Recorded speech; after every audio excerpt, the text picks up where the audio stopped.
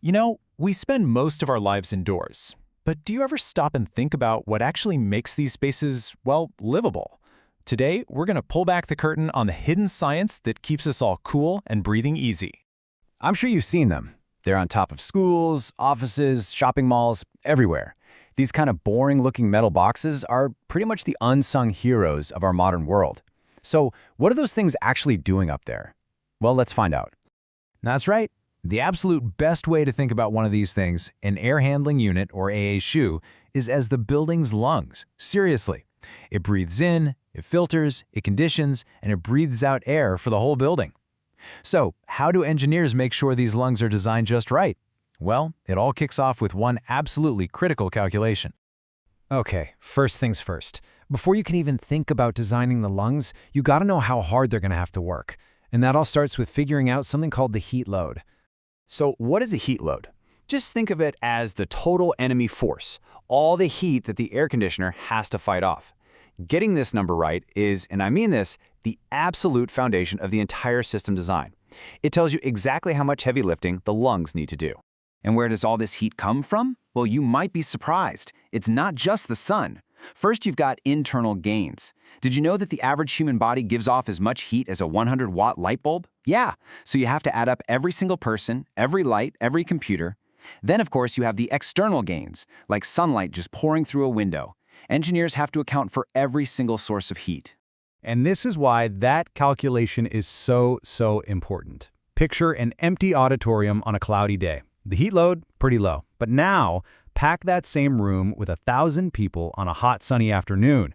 Whoa, the heat load just skyrockets.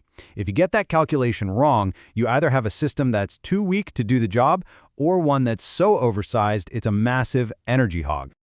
Okay, so now we know exactly how much heat we need to get rid of. The next big question is, how do we physically move enough cool air to do it? This is where we get to set the building's breathing rate. That breath is measured in something called CFM, which stands for cubic feet per minute. It's really just the volume of air flowing through the system. You can think of it like a river. A higher CFM means a bigger, faster flowing river of cool air is being delivered. And you guessed it, getting the CFM just right is another one of these delicate balancing acts. Too little CFM, and you know that feeling. The air just gets stuffy and gross. But too much, and now you've got annoying, noisy drafts, and your energy bill is just going through the roof.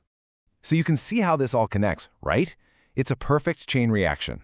First, you calculate the heat load.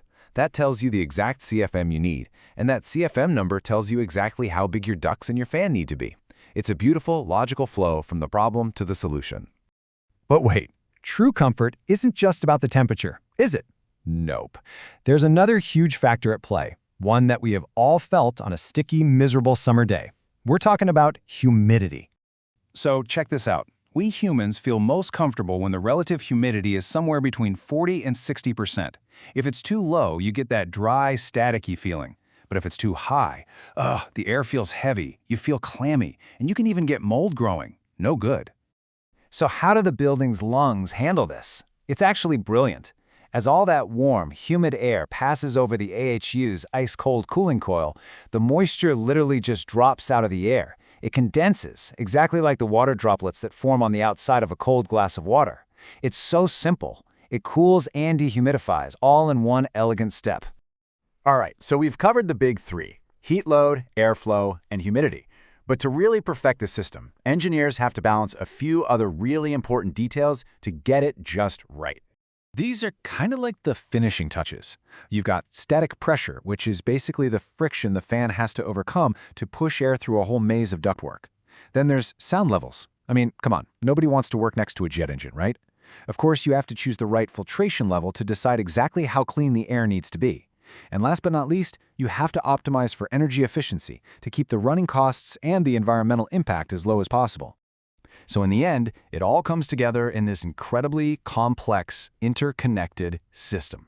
Designing a building's lungs really is a sophisticated balancing act. Every single piece, the heat load, the airflow, the humidity, the efficiency, it all has to work together in perfect harmony. That's what it takes to create an indoor space that's genuinely comfortable and healthy. So the next time you walk into a building on a hot day and it feels just Perfect. You'll know about the incredible amount of engineering that went into making it feel so effortless. It really makes you wonder, doesn't it? What other invisible systems are all around us working silently to make our lives better?